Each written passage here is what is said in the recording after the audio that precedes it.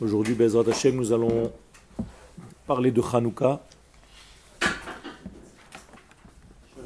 par le biais d'une Gemara dans le traité de Shabbat à la page 21. Le traité de Shabbat, c'est lui qui va parler de Hanouka. Il n'y a pas de Gemara spécifique à Hanouka. On a relié en fait Hanouka au Shabbat. Pourquoi? Tout simplement parce qu'il y a des sujets similaires, c'est-à-dire les mèches et les huiles pour allumer la lumière du Shabbat, mais en profondeur, la raison est encore plus intéressante, c'est parce que Shabbat et Hanouka sont un petit peu du même niveau.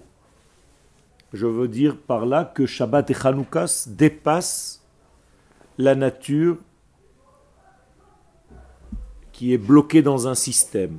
C'est comme si c'était un degré hors nature qui arrive dans notre monde. Et le Shabbat et Hanouka sont liés tous les deux au chiffre 8, c'est-à-dire au chiffre qui est relatif à l'infini. Nous savons que le chiffre 7 est lié à la nature, et ce qui est au-dessus de la nature, c'est le chiffre 8. Shabbat, ce n'est pas le 7e jour seulement. Vous voyez que dans le Shabbat, il y a d'abord un chiffre, le 7e jour, mais il y a un nom. C'est le seul jour dans la semaine qui possède un nom. Tous les autres jours de la semaine ne sont que des chiffres. Et donc, le chiffre, effectivement, c'est le 7, mais le nom Shabbat donne une dimension supplémentaire qui est relative, comme je l'ai dit tout à l'heure, au chiffre 8. Donc il faut découvrir en fait le Shabbat dans le 7e jour. Il faut découvrir le 8 qui se cache dans le 7. C'est de cet ordre-là que descend la lumière dans ce monde, la lumière de Hanouka. C'est comme si l'infini descendait dans ce monde, le chiffre 8 descend dans le monde de la nature, et il apparaît dans les lumières de la menorah que nous allumons. Donc nous allons nous référer à ce que nous enseigne la Gemara concernant Hanouka, et nous allons essayer de comprendre ce que veut dire cette fête. Quel est le sens profond de cette fête? Maï Hanouka. La Gemara pose la question d'abord, qu'est-ce que Hanouka? Et elle répond tout de suite, de Tanoura Banan, nous avons une Mishnah qui nous enseigne, Bekafhe Bekislev, le 25e jour du mois de Kislev, Yomei de Hanouka Temania Inun. Il y a des jours de Hanouka au nombre de 8. Delalemisped Behon, on n'a pas le droit de faire pendant ces jours-là des oraisons funèbres. Ou delolehit anonut behon. Et on n'a pas le droit de se mortifier, de jeûner pendant ces 8 jours. Pardon?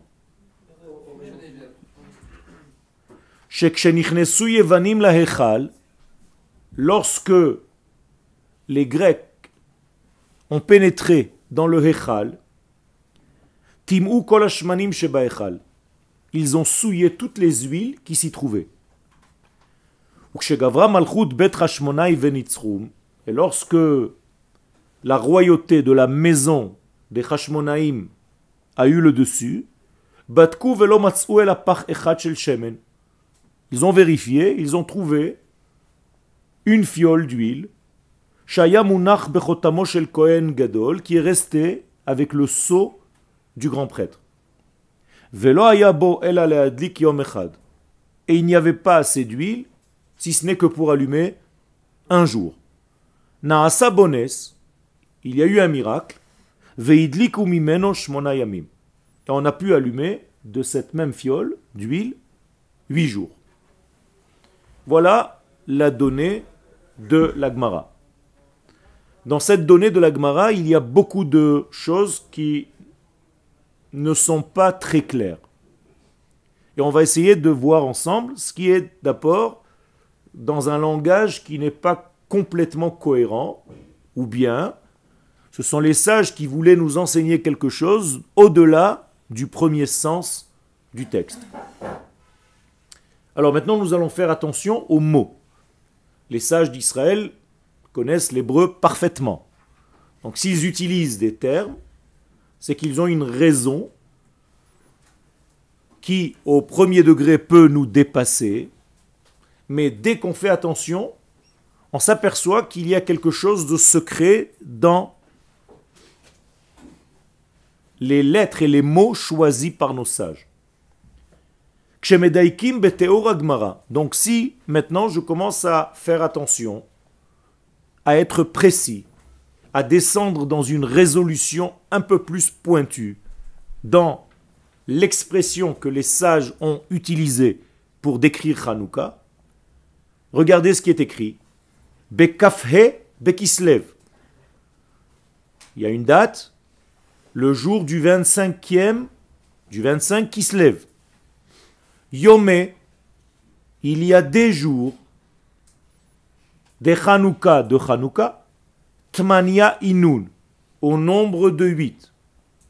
Je pose la question, est-ce que quelque chose vous choque dans cette manière de s'exprimer? On aurait pu dire il y a 8 jours. Et alors quel est le problème?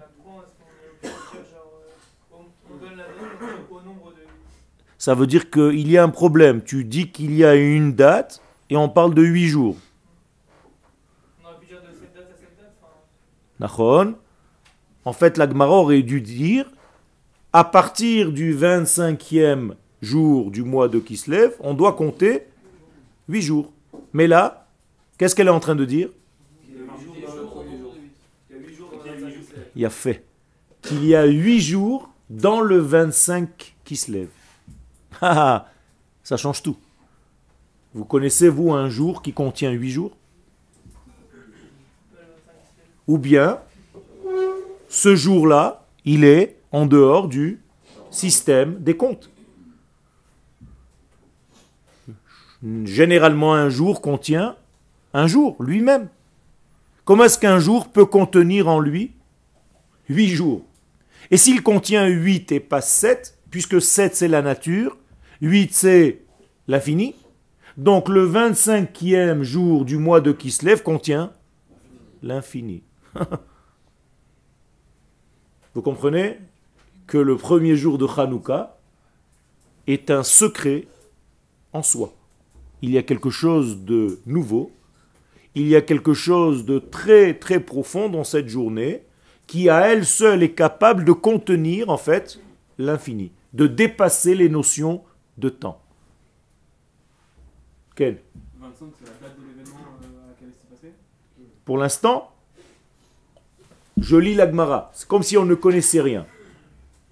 Effectivement, qu'est-ce qui s'est passé le 25e jour du mois de Kislev? On est arrivé au Beth Amikdash. C'est-à-dire, il y a eu la fin du combat. On a battu l'Empire grec. Mais pour l'instant, la Gemara n'en parle pas.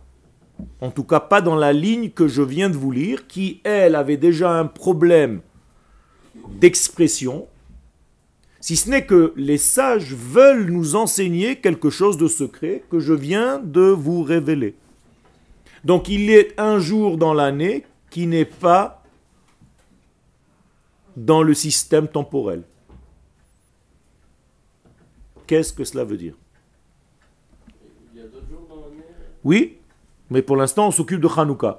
C'est-à-dire il y a dans l'année des moments qui ne font pas partie du moment.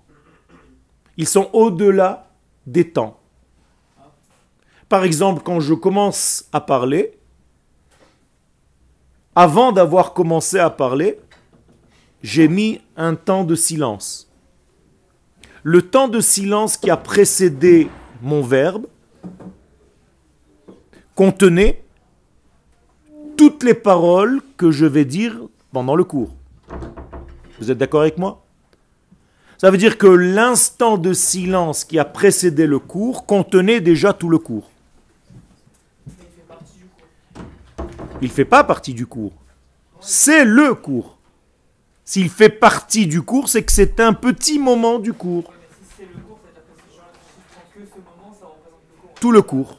Tout le cours est dans ce moment. C'est-à-dire dans le silence qui a précédé le concert. Il y avait déjà tout le concert. Il ne fait pas partie du concert. Il est lui-même le concert, mais à un autre niveau, où toi tu n'es pas encore capable de l'entendre, mais il est déjà.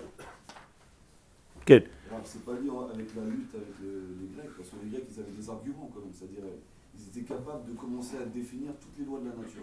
Tout à fait. Donc le 8e jour, ça a mis un point d'arrêt pour leur montrer que ce qui est indéfinissable, l'éternité, ils ne pouvaient pas le définir. D'accord. Ça veut dire que là tu touches déjà un deuxième point qu'on n'a pas encore introduit, mais il faut le savoir, à chaque fois que nous avons affaire à une fête dans le calendrier hébraïque, sachez qu'il y a une force contradictoire qui arrive en même temps que la fête. Et si je ne sais pas me battre contre cette force contradictoire à l'énergie que je dois gagner de la fête, eh bien la fête me passe au-dessus de la tête. On le voit avant Shabbat. Nachon. L'entrée de Shabbat, c'est- Avant Shabbat, il y a un combat. Avant Pessah, il y a un combat. Avant Purim, il y a un combat. Vous vous rappelez, chacun a un nom bien précis. Avant Pessah, c'est l'Égypte. Avant Purim, c'est Amalek. Ça veut dire que chaque fête vient avec son ennemi. Celui qui va m'empêcher, en tout cas essayer de m'empêcher de gagner ce qui se cache dans ce temporel de la fête. Donc si à Hanouka, je ne comprends pas et je ne connais pas, parce que je n'ai pas étudié mon ennemi qui est Yavan, la Grèce, eh bien Hanouka, ça va rester juste une fête où je mange des beignets. Alors je vais allumer, je vais faire tout ce qu'il faut, mais il n'y a pas la profondeur, parce que tu n'as pas étudié ton ennemi. Or, l'une des possibilités de gagner nos ennemis, c'est d'avoir une étude les concernant. Da' et ha'oyev. Si tu ne connais pas le système de fonctionnement de ton adversaire, tu ne peux pas le battre.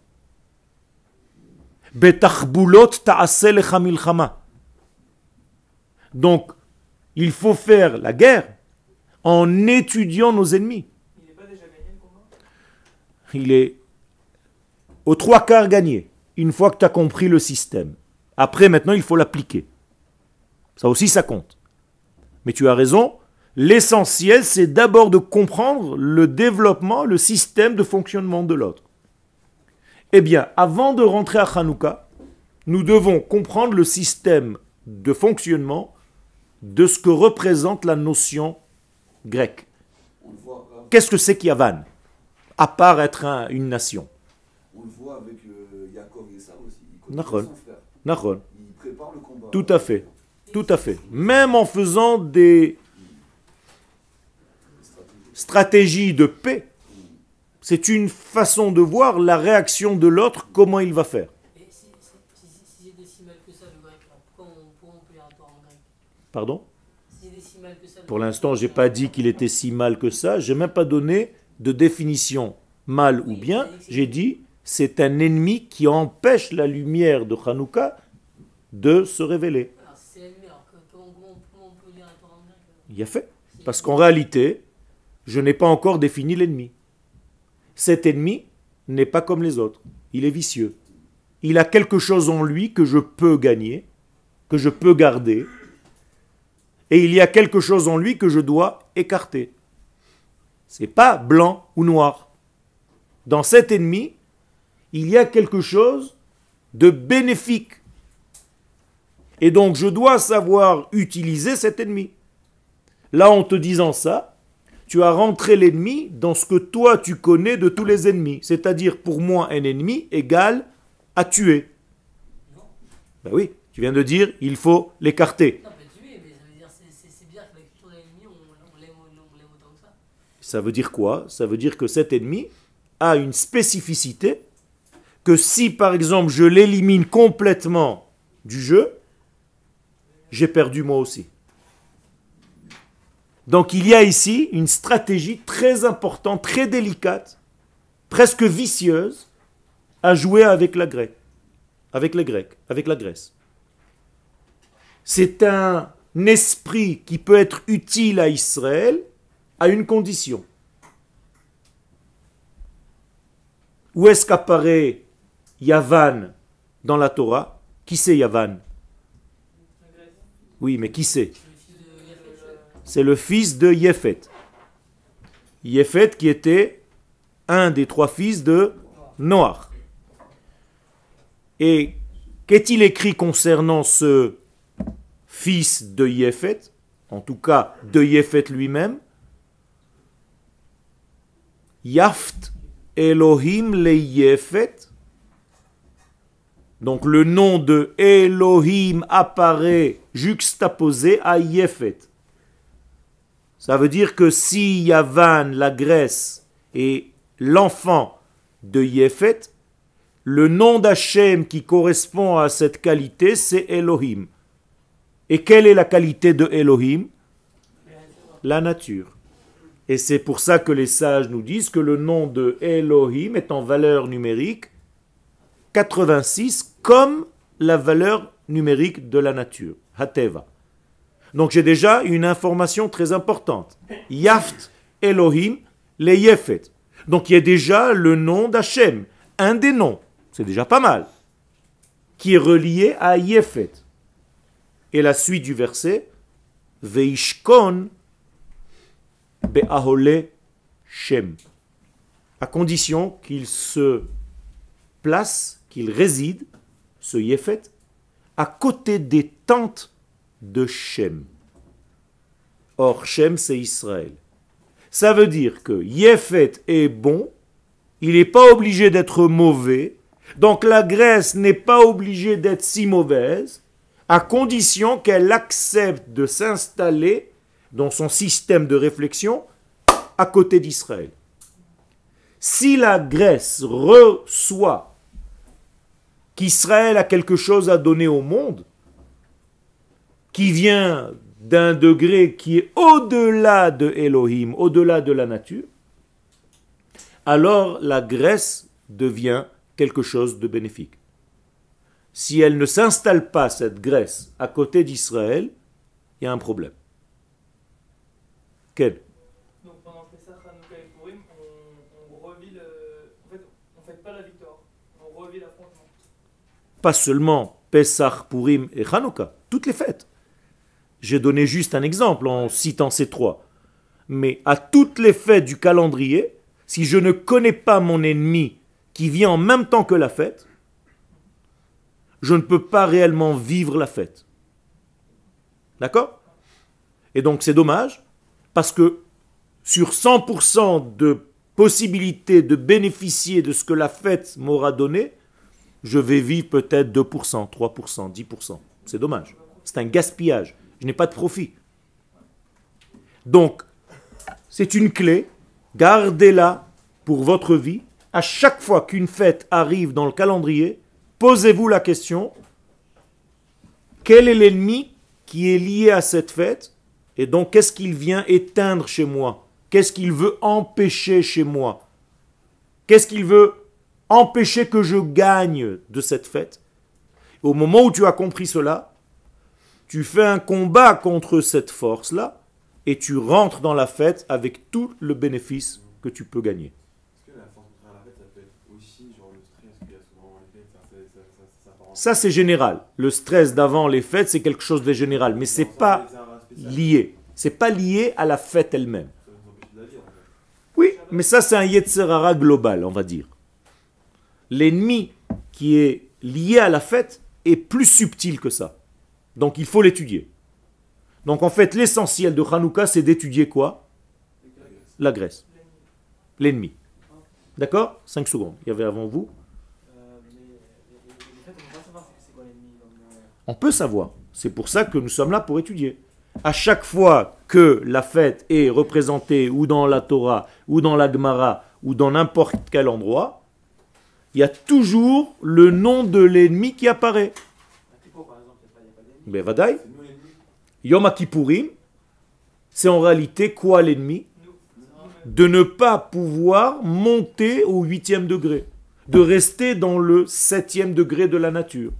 Même si le Satan ne travaille pas Yom Kippourim, un homme ou une femme qui ne fait pas partie, qui ne rentre pas dans cette notion de la Neshama collective d'Israël, il rate un petit peu cette journée. C'est dommage. Et donc il y a une forme d'ennemi. Il faut savoir comment l'appeler. D'accord? Quel?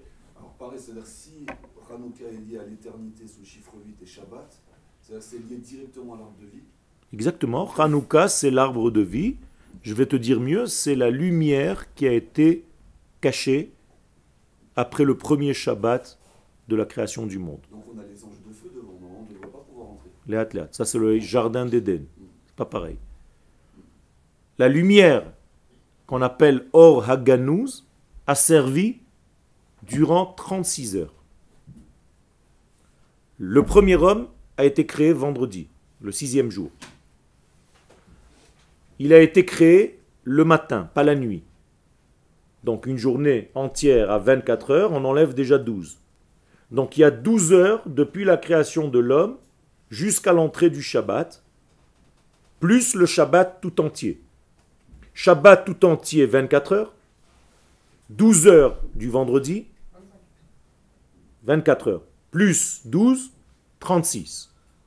Ça veut dire que cette lumière a servi malgré la faute du premier homme, parce que l'homme a fauté le 6e jour, mais Akadosh Baruch Hu ne voulait pas encore enlever cette lumière, elle a servi donc pendant 36 heures. Une fois que cette lumière a servi 36 heures, on est arrivé au Motsae Shabbat, la lumière s'est éteinte. On n'a plus aujourd'hui dans le monde la lumière que le premier homme a vue durant 36 heures. C'est la lumière de Hanouka. Combien de lumières tu allumes à Hanouka? 36, en tout et pour tout, en enlevant le shamash. De là est venue des expressions chez nos amis, il a vu 36 chandelles. Les 36 lumières de Hanouka, ce sont en réalité les 36 degrés qui nous font le lien avec la première lumière qui a été Gnouza, cachée. Et maintenant elle se révèle. C'est lié aux 36 justes cachés alors. Exactement, les 36 justes qui sont cachés dans le monde sont en réalité représentés par les 36 lumières que tu auras allumées pendant les 8 jours de Hanouka. Juste répéter les 36 heures. Ma, Vous pouvez juste répéter le truc des 36 heures.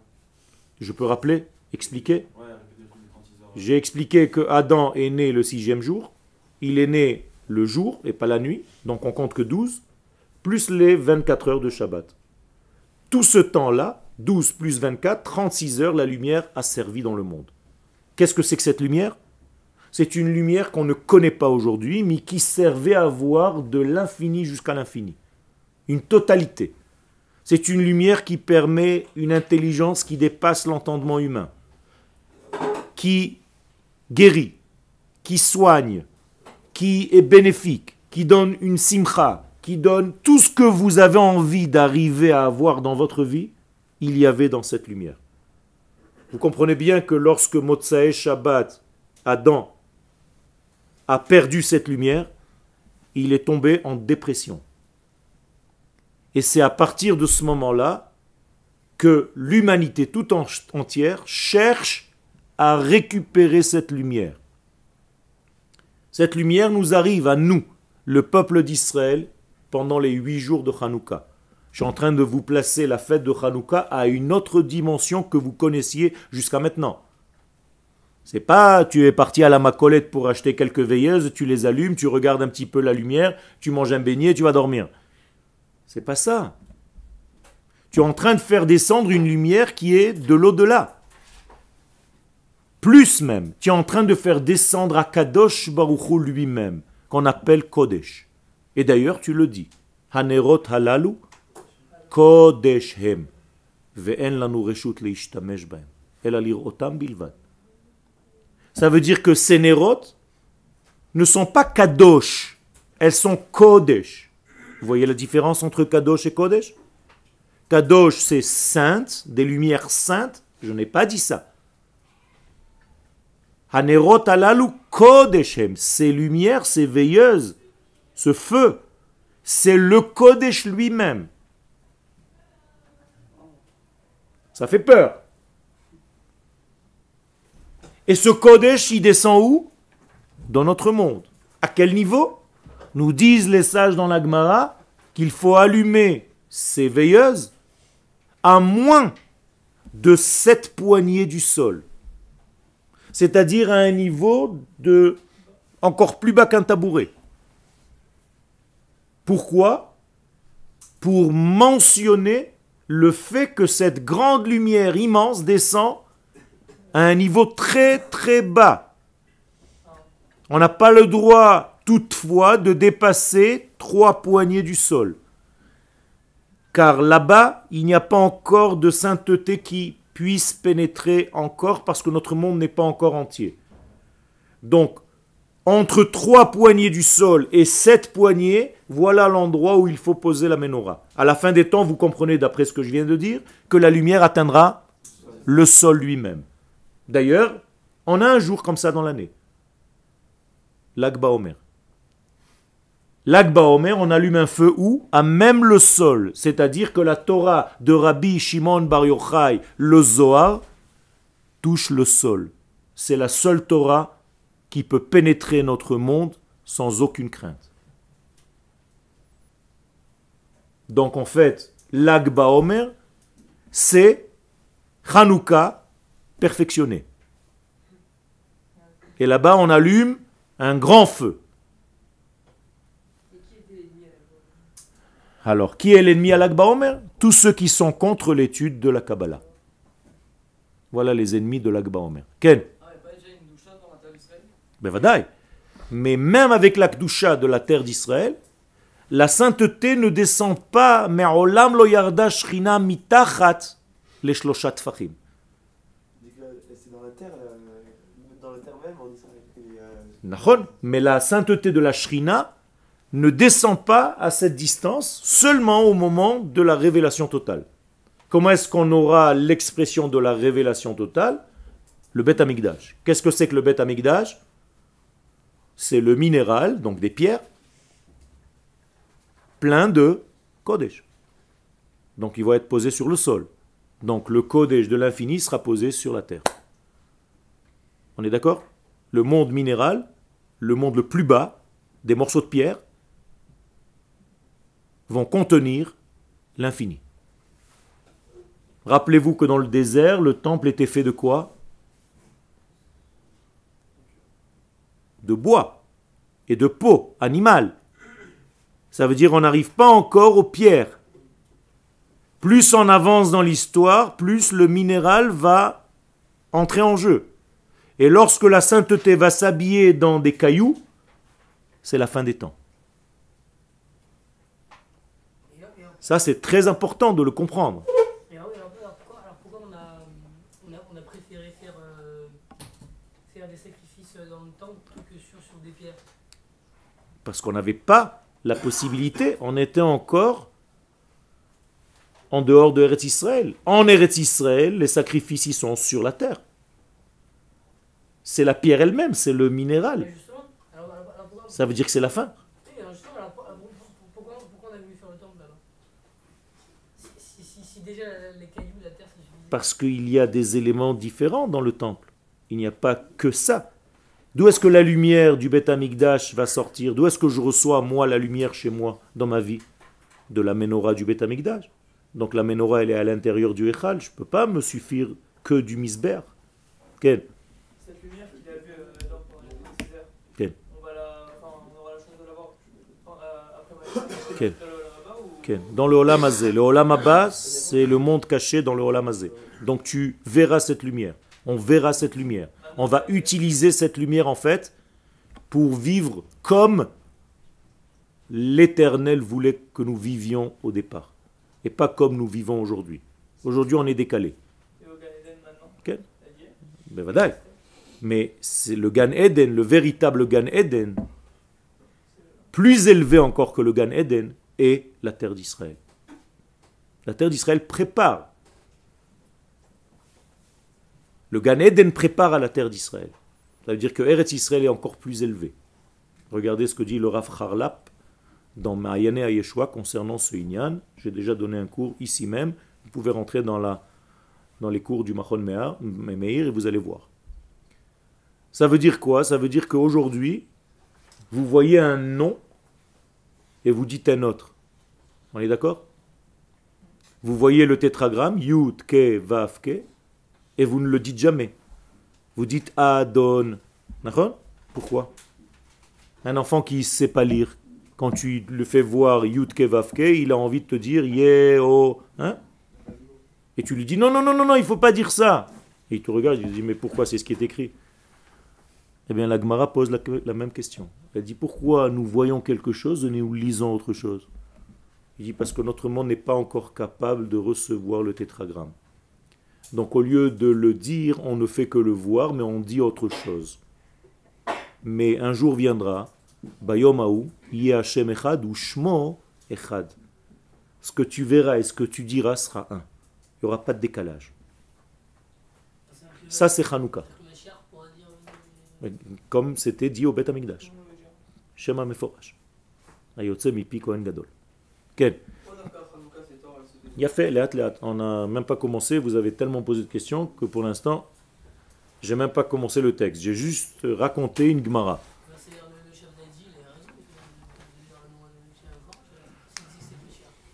Si c'est le bon moment, et aux bonnes personnes, et au bon endroit. Si ce n'est pas le moment, tu brûles. Est-ce que tu peux dire tout ce que tu veux, n'importe quand? Non, il a fait. Donc tu as la réponse à ta question.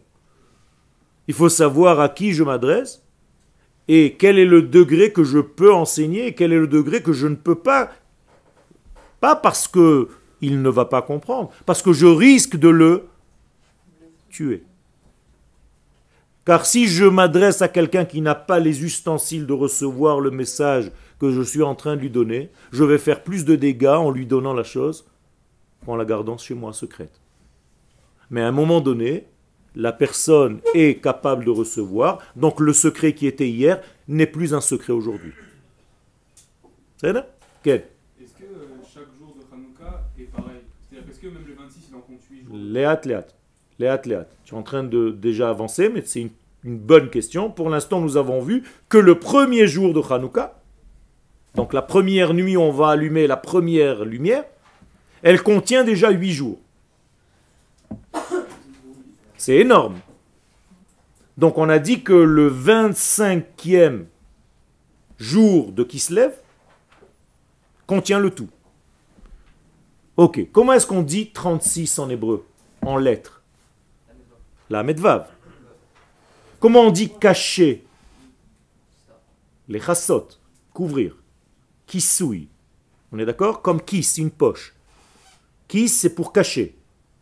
Donc si je cache les 36, j'écris le mot Kislev. Vous êtes avec moi? Qu'est-ce que c'est Kislev? C'est pas le nom du mois, c'est un code. C'est la cachette des 36. Magnifique. Ça veut dire que dans ce mois se cachent les 36 lumières. Et il faut une génération qui va être capable un jour de révéler ça. Et Baruch Hashem, ça s'est passé. Parce que le peuple d'Israël est prophète. Et donc il a reçu la prophétie de dévoiler cette grande lumière qui se cachait dans ce mois de Kislev. Donc le 25e jour, c'est quoi le 25e jour? Comment est-ce qu'on dit 25 en hébreu?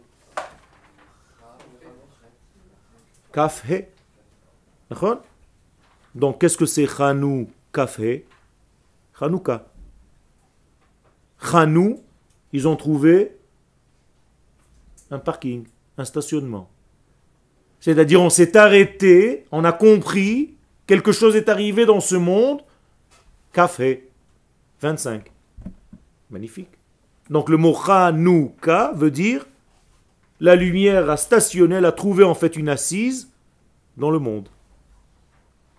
Si vous comptez le 25e mot à partir de Bereshit.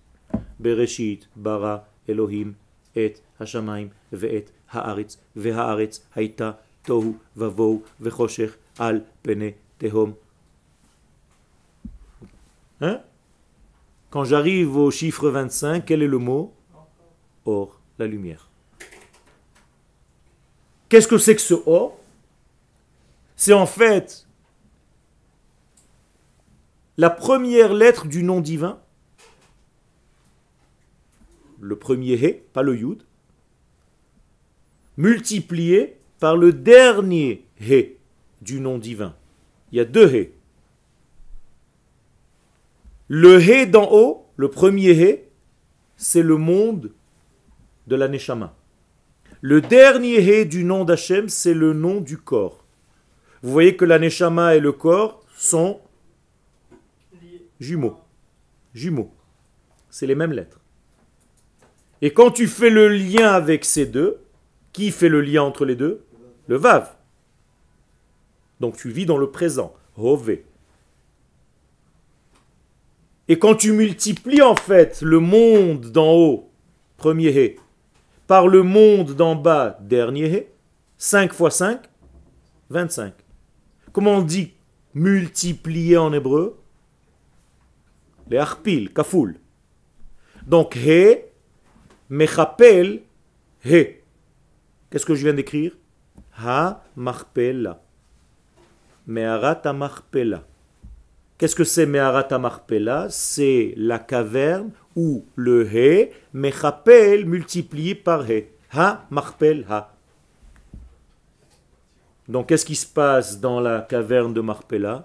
Il y a le lien entre le monde d'en haut, des valeurs divines, et le monde d'en bas. C'est pourquoi chaque Neshama qui quitte ce monde doit passer obligatoirement par Meharat Marpella pour monter. Et tout ceci, c'est dans ta petite maison, dans ta petite chambre, quand Hanouka. Et lorsqu'Akadosh Baruch Hu demande au premier homme, quand il a fauté, qu'est-ce qu'il lui pose comme question? Ayeka. Qu'est-ce que ça veut dire Ayeka? Où est le café? Parce que si c'était où es-tu, on aurait dû écrire Aleph Yud et Chaf Sofit. Or la Torah n'écrit pas comme ça, elle écrit Aleph Yud, Kaf He. Donc Dieu ne demande pas à l'homme où es-tu, ni où en es-tu, mais il lui demande où est le café. C'est-à-dire pourquoi tu ne fais plus le lien entre les mondes. Et donc Adam Arishon, qu'est-ce qu'il peut lui répondre? À Hanouka. À Hanouka, je retrouverai le café. Lorsque le peuple d'Israël réatteindra cette lumière, ce sera le début de la fin. Donc lorsque le peuple d'Israël a découvert, ou redécouvert plus exactement, la lumière qui a disparu, le Or Haganouz, on sera déjà dans un mouvement qui nous rapproche de la fin des temps. Donc en réalité, Hanouka, c'est la fête par définition qui restera à la fin des temps. Purim est encore plus bas que Hanouka dans ce domaine-là, parce que c'était en dehors de la terre d'Israël. C'est pour ça qu'à Purim, on ne lit pas le Hallel, et qu'à Hanouka, on lit le Hallel durant 8 jours.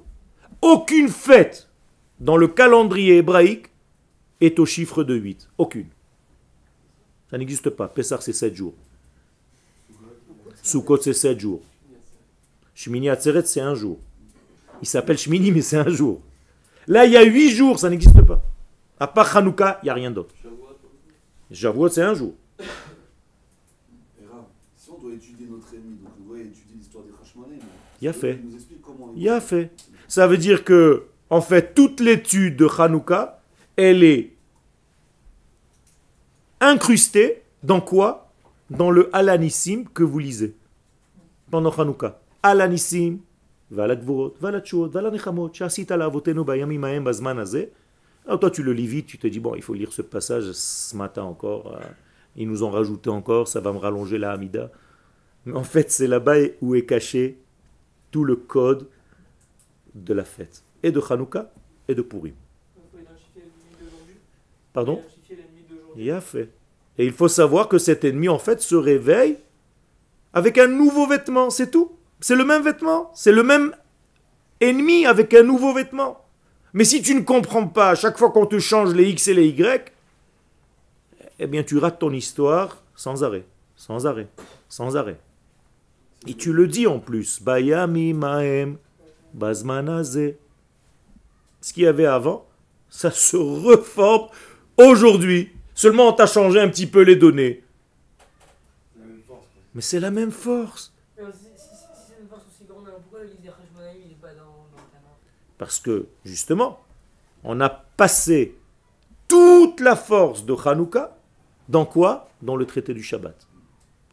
Pour nous dire qu'en réalité, c'est la lumière qui est le Shabbat de l'univers. Yom Shekulo Shabbat. Le jour où on arrivera au Shabbat dans ce monde, c'est la fin des temps. Donc il n'y a même pas besoin de quoi que ce soit d'autre pour nous raconter une histoire. Il faut juste déceler le code qui se cache à Hanouka. Et si tu as décelé ce code, tu as tout gagné. Alors, qu'est-ce qu'il faut apprendre dans l'exposé? Il faut apprendre quoi des... Il a fait, tout doucement, on vient de commencer. Mais Jusqu'à maintenant, tu t'es jamais posé la question, et maintenant tu commences à te poser la bonne question. Baruch Hashem. Ça veut dire qu'on a avancé. Les vanilles, ils ont une tarot complètement différente. D'accord? Pas complètement différente. Et c'est pour ça qu'il t'a dit tout à l'heure que si on lit la Torah en grec, on est yotse. Je peux lire la Torah Shabbat en grec. Vous saviez ça? Incroyable. Et les Chachamim nous disent que la mentalité grecque, c'est la plus proche du Kodesh. C'est pour ça que c'est aussi vicieux. C'est pour ça que c'est dangereux. Encore plus, c'est un ennemi qui te ressemble, c'est-à-dire, il est comme toi.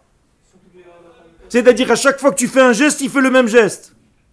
Donc, il te ressemble étrangement. Alors, il faut trouver la faille. Comment je vais faire pour le battre? Maintenant, vous commencez à comprendre l'importance et la responsabilité que nous avons à Hanouka. Et c'est plus juste une fête pour les enfants. C'est sûr que c'est pour les enfants parce que c'est pour l'avenir. C'est pour ça que le mot Hanouka est lié au mot Chinour. C'est une éducation, mais l'éducation, elle est pour qui? Pour moi, pour toi. Je dois me rééduquer à comprendre ce pourquoi je fête cette fête. Et arrêter pendant 2000 ans d'allumer des lumières sans rien comprendre. Tu fais plaisir à qui?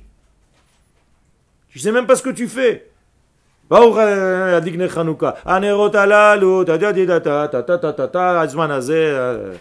Donne les beignets. Et tu peux continuer comme ça pendant 2000 ans. D'ailleurs, c'est ce qui se passe. Pourquoi on s'en sort pas? Pourquoi c'est aussi lent le processus? Parce que malheureusement, on est devenus comme des robots de tout ce qu'on fait. Et il est grand temps de commencer à réfléchir à nos fêtes. Il est grand temps de réfléchir à ce qu'on fait et à comprendre le sens profond des choses.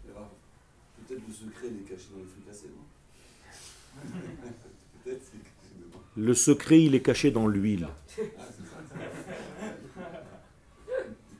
D'ailleurs, tu prends un beignet, tu mets juste une veilleuse dessus, il peut durer 20 jours, pas 8. Tellement il y a de l'huile. Et en réalité, je ne rigole pas. Le secret est lié à l'huile. L'huile en hébreu, shemen, c'est la même racine que shmoné, le chiffre 8. Et la même racine que le mot neshama. C'est la même chose. Et d'ailleurs, les acteurs de Hanouka s'appellent les 8. Hashmonaim. Donc ils sont tous de l'ordre du 8. Imaginez-vous un combat entre un homme qui est de l'ordre naturel et quelqu'un en face de lui qui est de l'ordre du surnaturel. Il ne tient pas le type. Il se met devant lui, l'autre il est déjà derrière lui. Paf, il lui met un coup dans la tête. Il se tourne, l'autre il est déjà de l'autre côté. Il ne peut pas l'attraper, il ne peut pas le voir. Il lui échappe, il lui glisse entre les mains. Ça, c'est la force d'Israël.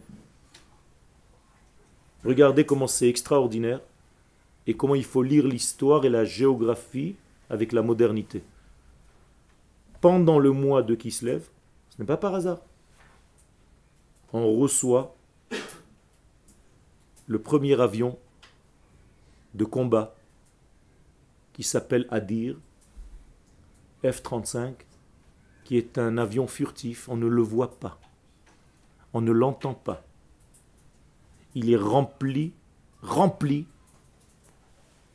de technologies inouïes qui nous donnent, Bezrat Hashem, un avantage de 40 ans. Il a un système informatique à l'intérieur qui peut avoir des informations comme si tu avais 200 personnes sur des ordinateurs. Il touche ses cibles sans jamais rater aucune, avec une précision de 1 cm sur des kilomètres de distance. Un truc qui fait peur. On ne comprend même pas. Et qui a rempli toutes ces données informatiques? Israël. C'est-à-dire on a pris un cli et on a mis toute l'intelligence à l'intérieur, Bli Ainara, et on le reçoit pendant le mois de Hanouka, c'est-à-dire le mois de Kislev. Ça vient nous aider parce que dans ce monde dans lequel nous sommes, il y a encore, jusqu'à maintenant, un combat qui doit être aussi physique. Je te rappelle, en passant, que les Hashmonaïm sont sortis se battre avec des épées. Ils ne sont pas restés à la yeshiva en train de faire comme ça. Ils sont sortis se battre. Et ils ont battu un empire. Alors que c'était des kabbalistes, tous, et ils auraient pu se dire, on va faire des kavanotes et c'est fini. À quoi ça sert de prendre des armes? Mais ils l'ont fait. C'est-à-dire que Hanouka, c'est une fête double, où le miracle est non seulement sur la fiole, mais sur notre capacité aussi de gagner la guerre. Et c'est pour ça que c'est une fête de la fin des temps. Pourquoi c'est pas dans le Tanakh? Parce que c'est au-delà. Les mots du Tanakh sont tellement rétrécis, restreints, qu'ils n'auraient pas pu contenir la lumière de Hanouka et de Purim. C'est pour ça que c'est au-delà. Justement, avec un mot, on arrive à avoir un mot. Okay. Justement, c'est là que ça aurait dû se passer. Non, C'est l'exemple par excellence. c'est au-delà. Ça veut dire que c'est même les mots du Tanakh cloisonnent l'importance de Hanouka. C'est trop élevé. Nachon. Yetziat Mitzrayim, ça va disparaître à la fin des temps. Okay. Mais à ce moment-là, après ce réveil, c'est quoi la Kavana qu'on doit avoir vraiment concrètement Donc déjà, vous voulez, quand on arrive à Hanouka, j'allume maintenant, Tachles, dis-nous, ne nous laisse pas comme ça dans l'espace-temps, dans un espace vide. Okay. On a encore un shiur la semaine prochaine avant Hanouka? Bezrat Hashem. Donc un petit peu de patience, mais c'est bien, ça veut dire que j'ai réussi à gratter chez vous quelque chose qui était coincé depuis 2000 ans en fait. Qu'est-ce que vous alliez faire? Encore acheter des veilleuses et les allumer, c'est tout quoi. Darka avec les copains, c'est fini. Des petits cadeaux et des petits machins pour ressembler aux autres. Ça finit, c'est fini, Rabotai. Nous sommes à la fin du processus humain. On est en train de passer une porte vers le messianisme d'Israël. Si on ne comprend pas ça, pour moins que ça ne vaut plus le coup de se fatiguer. C'est tout. Aujourd'hui, c'est ça. Le seul but pour lequel vous êtes là, c'est d'accélérer le processus messianique. Et ce processus messianique, il vient par une étude profonde qui fait descendre sur terre des valeurs qu'on a oubliées. Et d'ailleurs, c'est ce que les Grecs ont fait. Dans le Halanissim, qu'est-ce que vous dites? Les Ashkicham, mitoratecha. Ils nous ont fait oublier ce qu'on est venu faire. Ken? Alors, on connaît le nom de l'armée des Hashmonaïm? Ken, bevadaï. Matityahu ben Yochanan Kohen Gadol, avec tous ses enfants. C'est pas grand-chose, hein? Ils sont en 8. Ils sont 8. Rien du tout. Donc c'est un multiple de 36 au final. Ça veut dire que 8 personnes ont vaincu un empire. Ça te paraît logique? L'empire grec, vous savez ce que c'est l'empire grec? Une petite famille qui a battu un empire? Ça existe où? Donc tu viens de donner une autre clé. Il s'agit ici d'une qualité contre une quantité. Donc Hanouka, c'est la guerre de la qualité contre la quantité. Et donc développez chez vous vos qualités et n'ayez pas peur d'être un petit peu. Toujours on se pose la question, ils sont trop nombreux. C'est marqué dans la Torah. Comment je vais pouvoir les battre? Non. Me'at o doche harbe chosher. Avec un petit peu de lumière, tu peux repousser beaucoup de noir. Démographiquement, c'est beaucoup plus compliqué. Nachon. Mais pourtant, ça marche. C'est ça le Nes. C'est qu'Akadosh Baruch Hu nous fait une intervention divine qui dépasse l'entendement. Et on le dit. Natata me'atim beyad rabbim. Comment des... Rien du tout. Sur une poignée de main, on battu un empire qui était beaucoup. Ça, c'est le secret de la fin des temps. C'est d'ailleurs la guerre de Gog ou Magog. C'est une guerre de la qualité contre la quantité. Et bien entendu, c'est la qualité qui gagne. On retrouve les prémices avec les 36 guerriers du roi On David. Un guerrier battait Il 1000 a fait, personnes. exactement. Il était déjà- Exactement. De tous les degrés, je ne suis pas rentré dans tout, mais qui a inventé par exemple le jeu de cartes? Les Grecs. Combien de cartes il y avait dans le premier jeu? 36. Quand vous jouez aux cartes, en fait, vous jouez en fait avec des Grecs. Et il va falloir justement élever pour prendre ce qu'il y avait à l'intérieur de Descartes. C'est un jeu de mots, hein, qui disait que le temps était objectif, alors que Kant disait que le temps était subjectif. Et que Bergson nous a dit que Nissa, que le temps c'est le lien entre l'homme et l'endroit où il se trouve, qui est le plus proche de l'idée de la Torah. Je sais que je vous donne beaucoup d'informations aujourd'hui, un petit peu comme ça en l'air, mais c'est pas en l'air. Je sais que vous imprimez, Baruch Hashem, vous avez déjà le cerveau qui travaille depuis quelques mois, donc on peut maintenant passer à une vitesse supérieure. Alors écoutez bien, ce sont des leçons pour la vie, pas parce que c'est Yoel qui vous les donne, tout simplement parce que ça vient des profondeurs de la Torah, et je veux que vous goûtiez à la beauté de cette Torah, et arrêtez de croire que la Torah c'est un ensemble de lois. Tout est codé. C'est un code cosmique que l'Éternel nous a donné. Et si on ne sait pas voir ce code et le décoder, si on n'a pas le décodage, eh bien toute la Torah c'est comme... Il n'y a pas de décodage. Donc il te faut un décodeur. Tu peux déconner en décodant. Mais il faut que ça reste lié au décodage. Ken? Est-ce que les 8 jours de Hanouka, c'est un rapport avec les 8 sphirotes? Quel 8 suffirotes? J'en connais 10. Tu as raison. Il y en a 8 à partir des midot. C'est-à-dire à partir du da'at, comme tu dis, effectivement il y en a 8. Mais tu n'as pas compté les deux premières. On peut compter comme ça aussi. Tu as raison de le faire. Et le combat se joue au niveau de la Brit Mila aussi. Il a fait. Donc la Hanoukia, c'est qui? Elle représente qui comme personnage biblique que vous connaissez? Yafé Meod, Yosef Hatzadik. C'est pour ça que Beth Hillel nous dit qu'est-ce qu'on doit faire, comment est-ce qu'on a allumé? Mosif veolech, Yosef. C'est-à-dire tous les jours tu rajoutes. Le mot Yosef c'est rajouter. Donc le code de la Hanoukia c'est Yosef. Tu peux marquer dessus Yosef Hatzadik. Donc quand tu rentres chez toi à la maison, tu as la mezouza à droite et la Hanoukia à gauche. Qui est la mezouza? Représente qui? Yaakov. Yaakov et Yosef. Et toi, tu passes au milieu. D'accord? Mezouza beyamin, ner Hanouka besmol. D'accord? Mezouza, quelle lettre commence? Mem.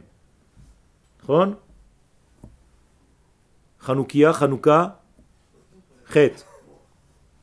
Et toi, tu rentres avec ton tzitzit. Tu es un tzaddik. Tzaddik. Tzemach. C'est le nom du Mashiach. C'est-à-dire que tu traverses un champ magnétique quand tu rentres chez toi à Hanouka, qui te donne en fait une force messianique à découvrir et à dévoiler. Et après Hanouka, on devrait se rencontrer Be'ezrat Hashem, et je devrais voir un autre niveau d'élèves. Tous des kabbalistes. Be'ezrat Hashem, à un niveau, si vous avez l'intention de devenir grand dans la Torah pour le peuple d'Israël, j'ai aucun souci, vous allez le devenir. Okay. Ça, c'est que les parachutes de Yosef et de Yaakov Bien en fait. même temps que... Bien fait, Maud. C'est pour ça que toutes les parachiotes de Yosef tombent en même temps que Hanouka. Ok. Okay. Le but, c'est pas Yehuda. Le but, c'est d'arriver à la Malchut. Mais pour arriver à Yehuda, il faut d'abord le Yesod. Parce qu'en tout cas, c'est un moyen alors encore. Le Hanouka, c'est le moyen. J'ai dit tout à l'heure que la lumière n'a pas encore touché le sol. Alors, Yehuda, c'est Yehuda. Et l'Akba Omer, c'est Yehuda. C'est déjà le sol. Toda Rabba, Bsorot Tovot.